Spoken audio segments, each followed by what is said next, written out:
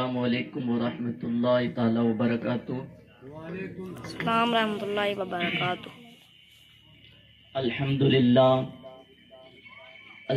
للہ رب العالمین والعاقبۃ للمتقین والصلاة والسلام علی سید المرسلین وعلی آلہ واصحابہ اجمعین، اما بعد، اعوذ باللہ من الشیطان الرجیم، بسم اللہ الرحمن الرحیم۔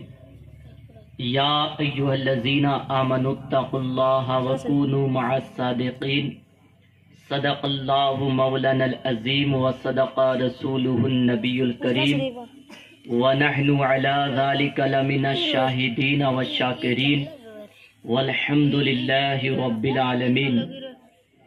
قال اللہ تبارک تعالی فی القرآن المجید والفرقان الحمید، ان اللہ وملائکتہ یصلون علی النبی یا ایھا الذین آمنوا صلوا علیہ وسلموا تسلیما۔ اللہم صلی علی سیدنا مولانا محمد، صلاۃ والسلام علیک یا رسول اللہ، صلاۃ والسلام علیک یا حبیب اللہ صلی اللہ تعالی علیہ وسلم۔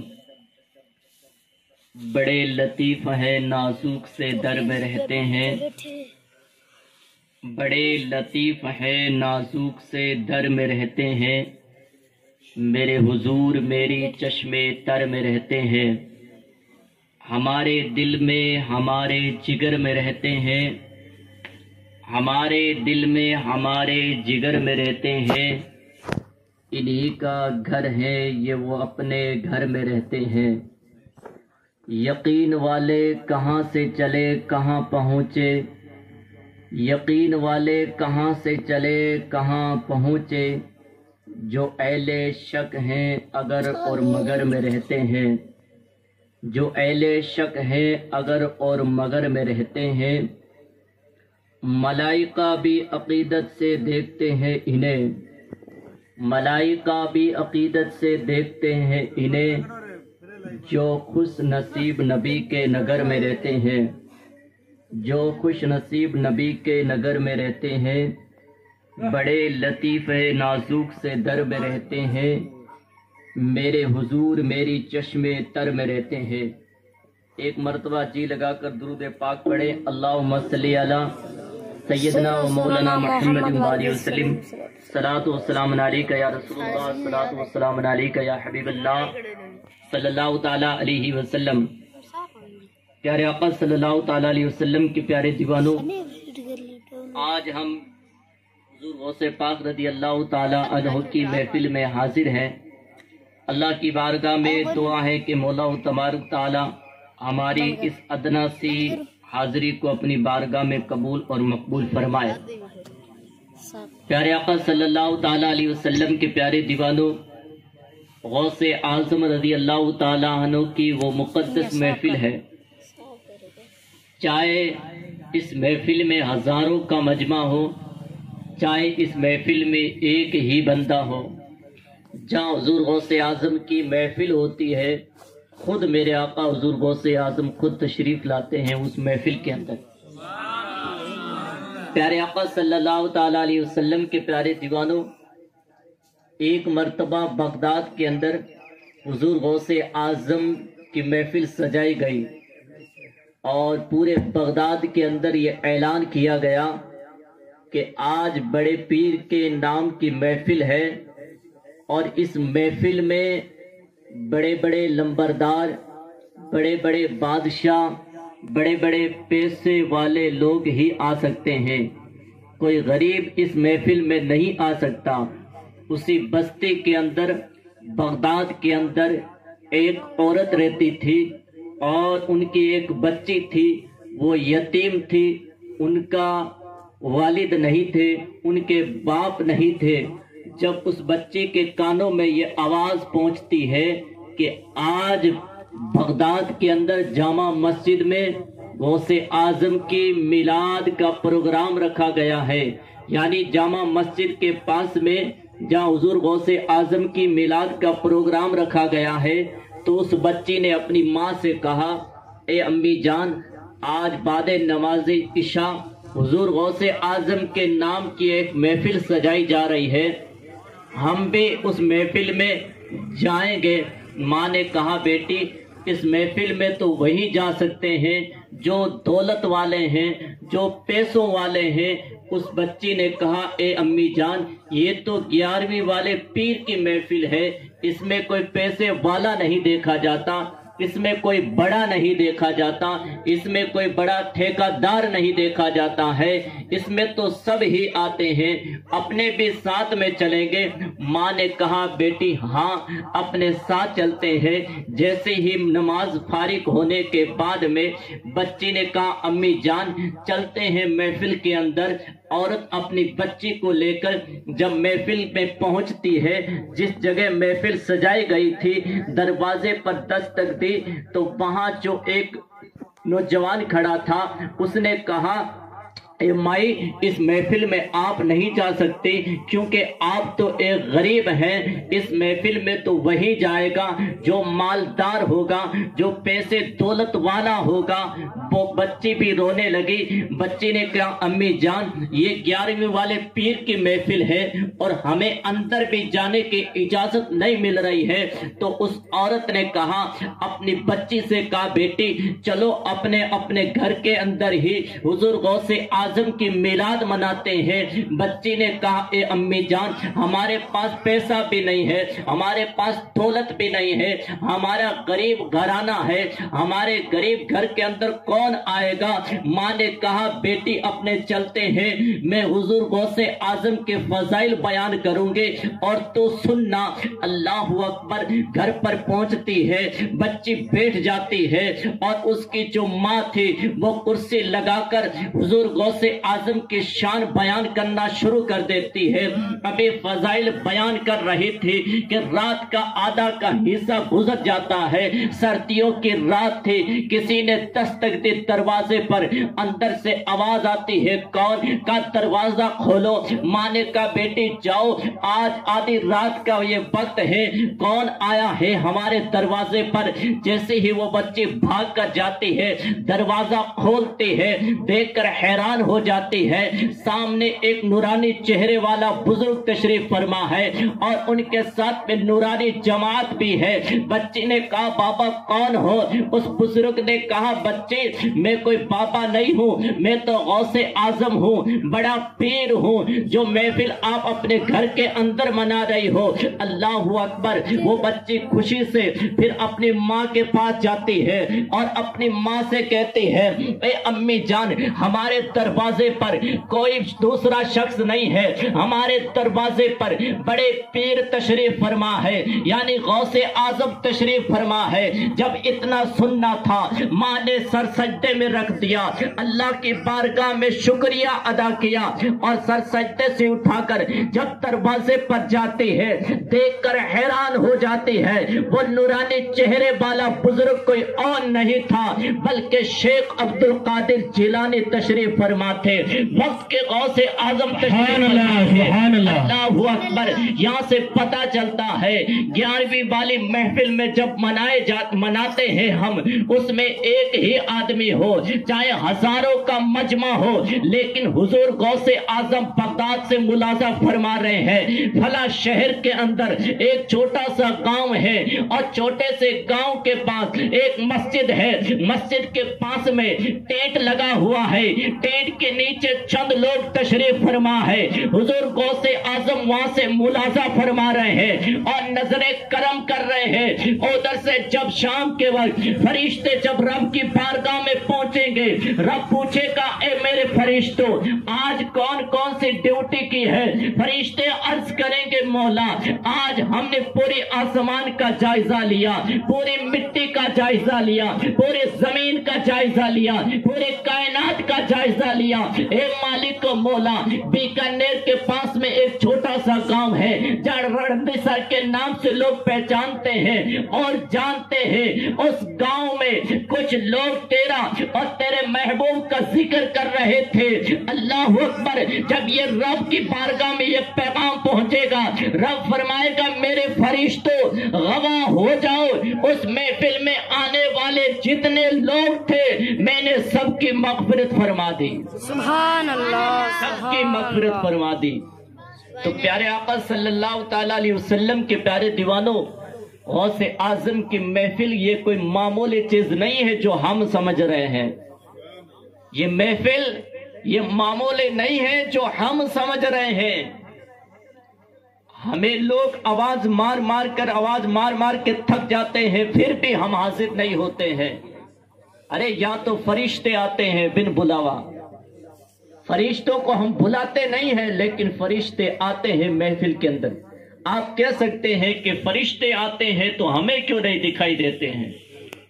حضور غوث اعظم اپنی محفل میں آتے ہیں تو ہمیں کیوں نہیں دکھائی دیتے ہیں؟ دیکھنے کے لیے آنکھ چاہیے۔ حضور غوث اعظم کو دیکھنے کے لیے آنکھ چاہیے، اور جن کے پاس آنکھ تھے انہوں نے حضور غوث اعظم کا دیدار کیا۔ اب اس بوڑھی عورت کے پاس آنکھ تھی، تب تو حضور غوث اعظم ان کے دروازے پر آئے۔ آپ کہہ سکتے آنکھ تو ہماری بھی ہے، ہم بھی دیکھ رہے ہیں، لیکن ہماری آنکھوں کے اندر وہ طاقت نہیں ہے، ہمارے آنکھوں کے اندر وہ قوت نہیں ہے جو غوث اعظم کو دیکھ سکے۔ اور جب قوت آ جائے گی، طاقت آ جائے گی، ہم کہاں بھی ہوں گے حضور غوث اعظم کی زیارت ہوگی۔ سبحان اللہ، سبحان اللہ۔ لیکن آنکھ کے اندر طاقت نہیں ہے۔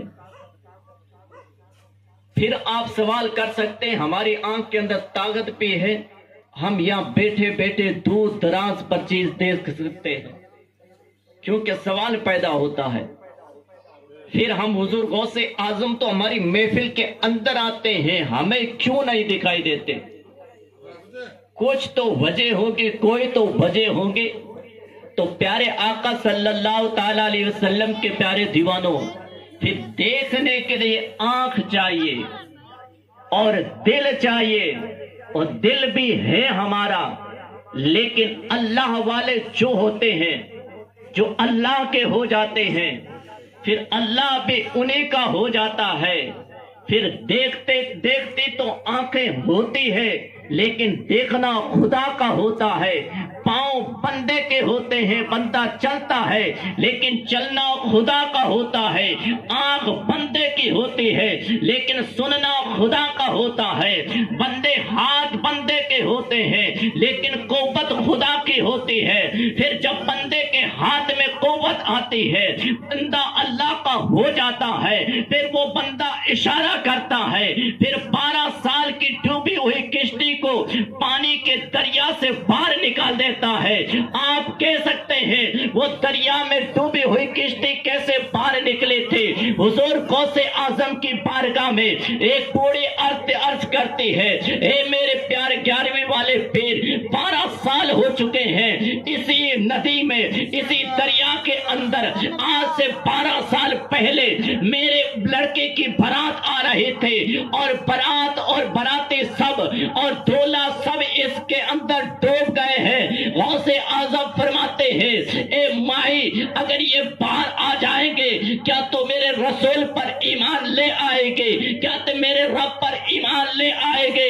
اس نے کہا ہاں ہاں میں ایمان لے آؤں گے۔ حضور غوث اعظم سر سجدے میں رکھتے ہیں اور رب کی بارگاہ میں عریضہ پیش کرتے ہیں، مولا آج تیرے محبوب اور تیرے خاص بندے کا امتحان ہے۔ ابھی دعا ختم بھی نہیں ہوئے تھے، سر سجدے سے اٹھایا بھی نہیں تھا، اس سے پہلے جو 12 سال ہو چکے تھے وہ کشتی پانی سے تیرتی ہوئی باہر آ جاتی ہے۔ سبحان اللہ۔ واہ کیا مرتبہ ہے غوث بالا تیرا، اونچے اونچوں کے سروں سے قدم آلہ تیرا، اور کیا دبے جس پہ حمایت کا ہو پنجہ تیرا، شیر کو خطرے میں لاتا نہیں کتا تیرا۔ سبحان اللہ، سبحان اللہ۔ تو پیارے آقا علیہ السلام کے پیارے دیوانوں، ایک آیت مقدسہ تلاوت کرنے کا شرف حاصل کیا۔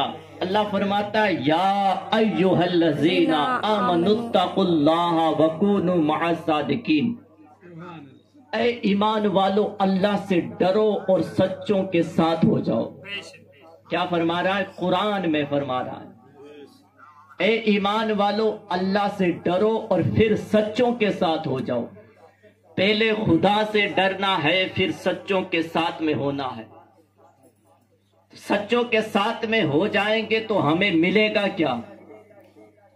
اور ایک بات یاد رکھیں کہ یہ جو ہم اللہ والوں کو مانتے ہیں اور جو یہ علماء کرام کی جماعت ہے، کیونکہ آخری نبی ہمارے نبی تھے، ختم نبوت کا دروازہ بند ہو گیا، اب کوئی نبی دنیا میں تشریف نہیں لائے گا،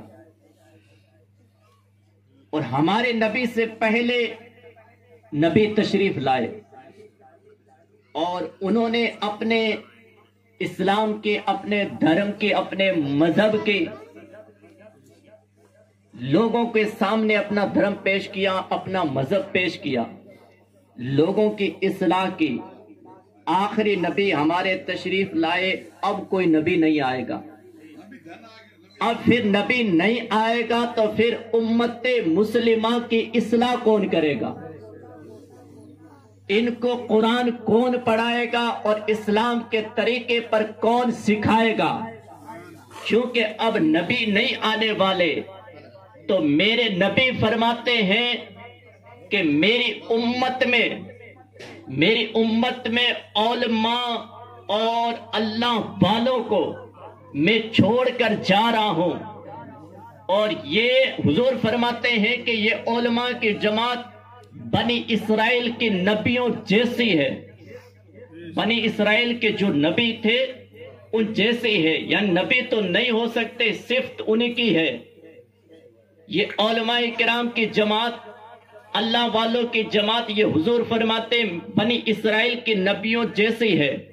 تو پیارے آقا علیہ السلام کے پیارے دیوانوں، تو حضور کے جانے کے بعد جو آج ہم اسلام کی یہ ہری بھری کھیتی دیکھ رہے ہیں، یہ اللہ والوں نے اس لوگوں کی اصلاح کی، اسلام کی دعوت دی کہ آج خطے خطے میں پوری دنیا میں اسلام چھایا ہوا ہے، ہریالی کی طرح اسلام پھیلا ہوا ہے۔ اگر میرا اور رب اور میرا نبی ان کو نہ چھوڑتا، یعنی اللہ والوں کو اور علماء کرام کی جماعت کو نہ چھوڑتا، تو ہم بھٹک جاتے راستے سے۔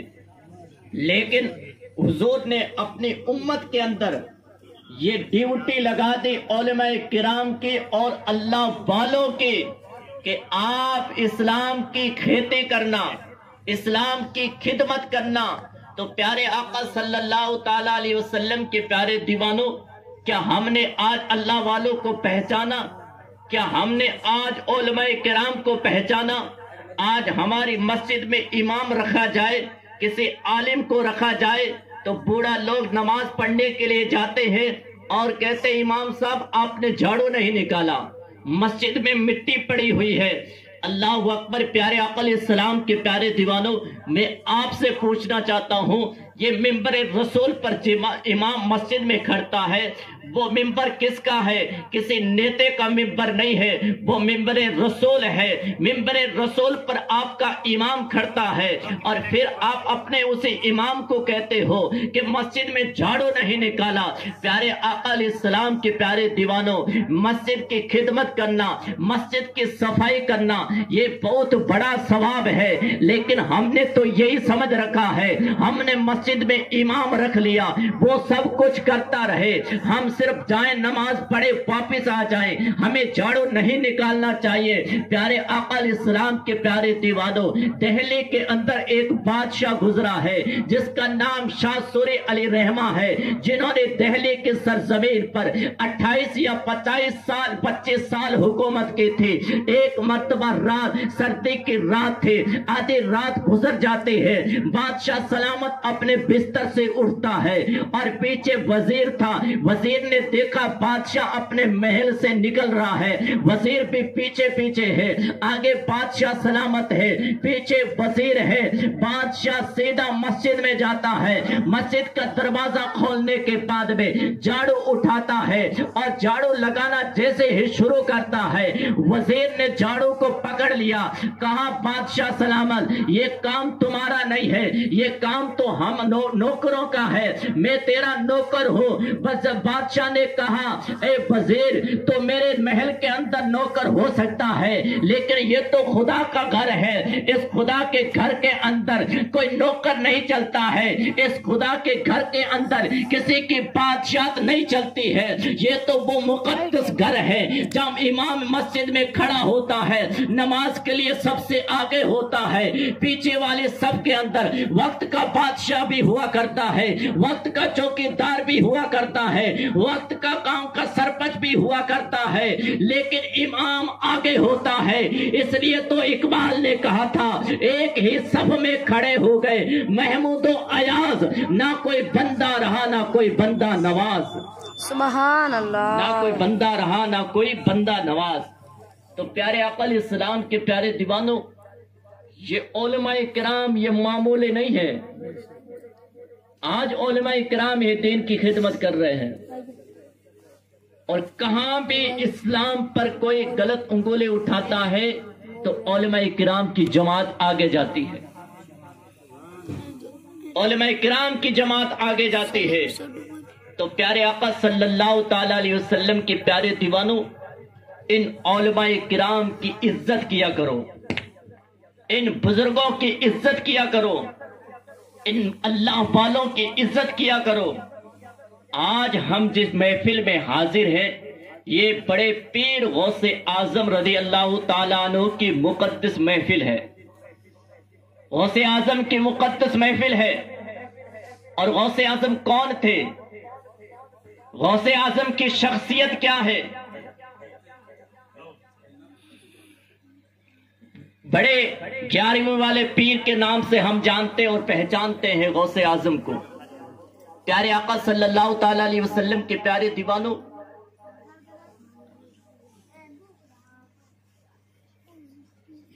गौसे आजम की 4 साल 4 महीने की उम्र हुई तो मां ने कहा बेटे अब्दुल कादिर आपको कुरान मुक़द्दस शुरू करना है। एक उस्ताद के पास गए और कहा कि कुरान मुक़द्दस शुरू करवाना है। उस्ताद ने कहा बेटे अब्दुल कादिर पढ़िए औज़ बिल्लाहि मिनश शैतानिर रजीम। हुजूर गौसे आजम ने बड़ी मोहब्बत और अकीदत से औज़ बिल्लाहि मिनश शैतानिर रजीम बिस्मिल्लाहिर रहमानिर रहीम पढ़ा। उस्ताद ने समझा कि बच्चे घरों के अंदर ही याद कर लेते हैं। उस्ताद ने कहा बेटे पढ़ो अल्हम्दुलिल्लाह। हुजूर गौसे आजम ने अल्हम्दो से शुरू किया और 18 पारे जबानी सुना दिए। उस्ताद भी हैरान, कहा बेटे अब्दुल कादिर अभी आपको शुरू करना था लेकिन आपने तो 18 पारे सुना दिए। तो हुजूर गौसे आजम फरमाते हैं मेरी माँ 18 पारों की हाफिजा है, और जब मैं अपनी माँ के पेट के अंदर था और मेरी माँ का ये मामूल है और मामूल था, जब तहज्जुद की नमाज पढ़ने के बाद पहले कुरान की तिलावत किया करते थे, उसके बाद में घर का काम शुरू किया करते थे। मैं अपनी माँ के पेट में रहकर 18 पारे ज़बानी याद कर लिए। अल्लाहु अकबर। प्यारे आका इस्लाम के प्यारे दीवानों, आज हमारे घरों का जायजा लिया जाए।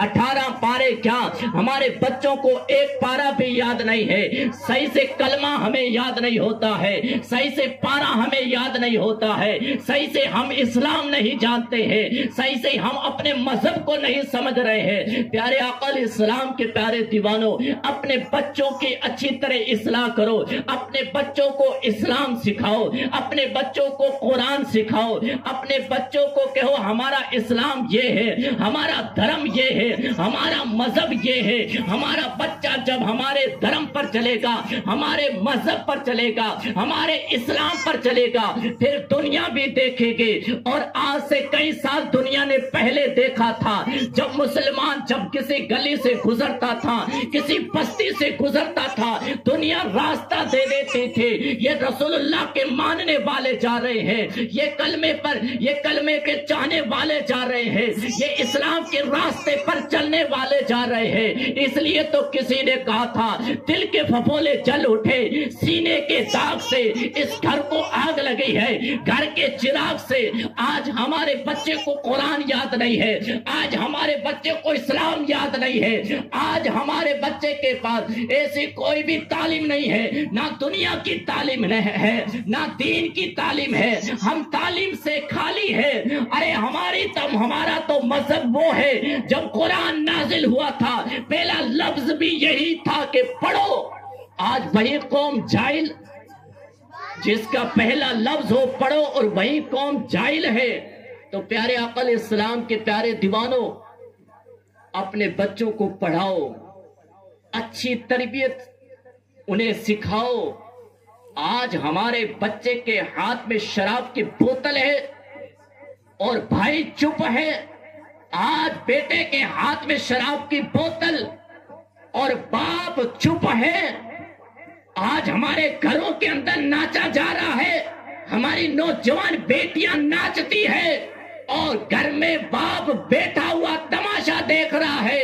تو پیارے آقا علیہ السلام کے پیارے دیوانوں, جب کل قبر کے اندر جائیں گے باپ پوچھا جائے گا, اے باپ تیرے سامنے تیری نوجوان بیٹی ناچ رہی تھی اور تو چپ تھا, صرف واہ واہ کر رہا تھا, میری بیٹی بہت خوبصورت ناچتی ہے, اور تیرا بیٹا شراب پی رہا تھا لیکن تو نے شراب منع نہیں کیا ہے.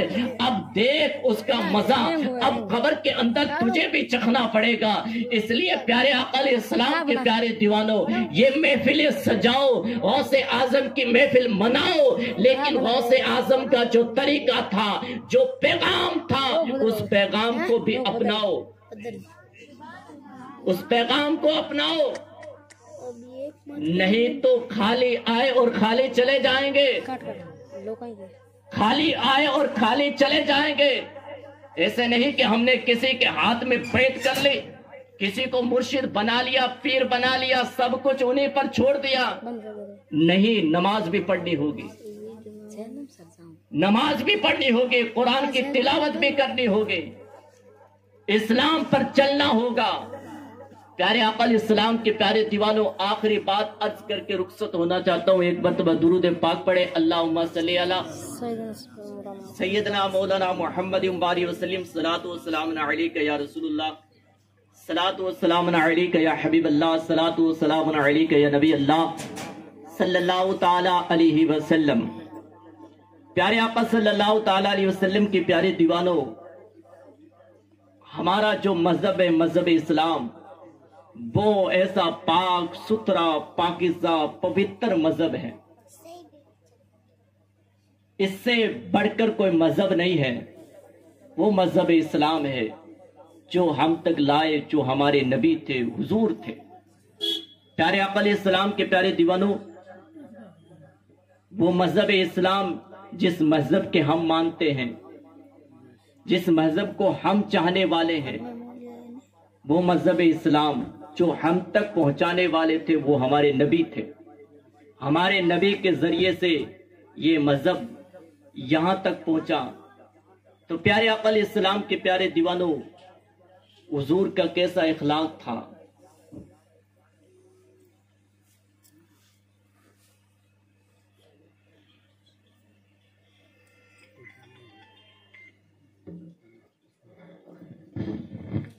سید صاحب تشریف لا رہے ہیں. نعرے تکبیر, نعرے رسالت یا رسول اللہ, نعرے رسالت, سادات کرام زندہ باد, نعرے تکبیر, اللہ اکبر, نعرے رسالت. یا رسول اللہ صلی اللہ علیہ وسلم. پیر طریقہ رہبر شریعت حضرت علامہ شاہ سید حاتم شاہ صاحب قبلہ تشریف لا چکے ہیں. وقت بھی بہت زیادہ ہو چکا ہے. میں اپنی گفتگو کو یہی بند کرتا ہوں. انشاءاللہ پھر کبھی موقع ملے گا تو آگے شروع کریں گے. اللہ کی بارگاہ میں دعا ہے کہ میں نے جو کچھ بیان کیا ہے, اگر اس میں کس قسم کی غلطی ہو, سادات کرام کے بیچ میں توبہ کرتا ہوں، کلمہ پڑھتا ہوں، آپ بھی پڑھے اشہد ان لا الہ الا اللہ وحدہ لا شریک لہ ونشہد ان محمدا عبدہ ورسولہ۔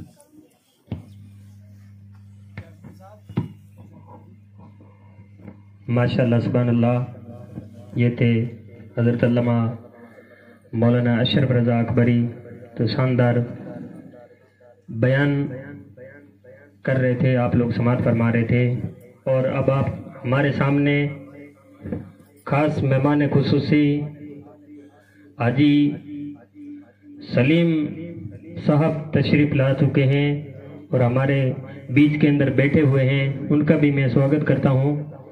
اور جو اس محفل کی جو آخری گھڑی ہے، سید حاتم شاہ چشتی تشریف لا چکے ہیں اور ان کے ساتھ میں پیر رجب شاہ بھی تشریف لائے ہیں، ظہیر سے اچھا، ان کے ساتھ میں سید صاحب کے ساتھ میں پیر ظہیر صاحب بھی تشریف لائے ہیں۔ ان کو میں دعوت سکون دوں گا کہ وہ کچھ نبی کی غوث پاک کی شان میں باتیں منقبت کہیں۔ اب آپ کے سامنے پیر ظہیر شاہ۔